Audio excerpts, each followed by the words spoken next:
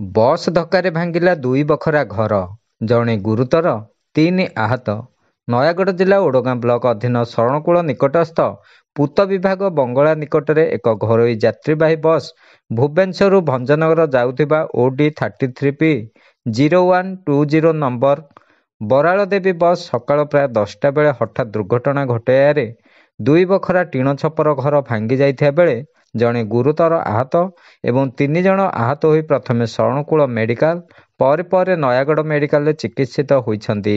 ଗୁରୁତର ଥିବା ଶେଖ୍ ଖାସିମ୍ଙ୍କୁ ଅଧିକ ଚିକିତ୍ସା ପାଇଁ ଭୁବନେଶ୍ୱର ମେଡିକାଲକୁ ପଠାଯାଇଛି।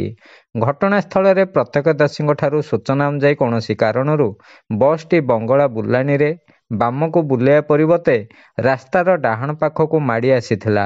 ଫଳରେ ଘର ପାଖରେ ବସିଥିବା ଶେଖ୍ ନାଗୁର ପୁଅ ଶେଖ୍ ଖାସିମ୍ଙ୍କୁ ଧକ୍କା ଦେଇ ତାର 2 ବଖରା ସହ ଭାଇର ଟିଣ ଛପର ଘରକୁ ଭାଙ୍ଗି ଏକ ସଜନା ଗଛକୁ ଭାଙ୍ଗି ଦେଇଥିଲା।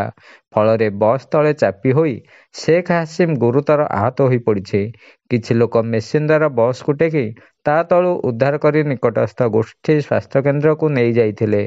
ଘର କାନ୍ଥ ଭାଙ୍ଗିବାରେ ଶେଖ୍ କୁନାର ପୁଅ ଶେଖ୍ ମୁସ୍ତାକ ମୀର, ସୁଲତାନର ପୁଅ କିସାନ ମୀର ଓ ଚାନ୍ଦ ମୀର ପୁଅ ଫଜଲ ମୀର ଆହତ ହୋଇଛନ୍ତି। ଖବର ପାଇ ଶରଣକୂଳ ଥାନା ପୋଲିସ ଘଟଣାସ୍ଥଳରେ ପହଞ୍ଚି ଦୁର୍ଘଟଣାର କାରଣ ଅନୁଧ୍ୟାନ କରିବା ସହିତ ଦୁର୍ଘଟଣା ଘଟାଇଥିବା ଘରୋଇ ବସ୍ଟିକୁ ଜବତ କରିଛନ୍ତି। ଦୀନବନ୍ଧୁ ମହାପାତ୍ରଙ୍କ ରିପୋର୍ଟ।